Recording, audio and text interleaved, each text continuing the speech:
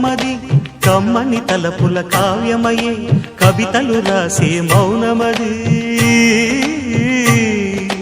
రాగల రోజుల ఊహలకి స్వాగతమిచ్చే రాగమది శృతి లయలరగని ఊపిరికి స్వరములు కూర్చే గానమది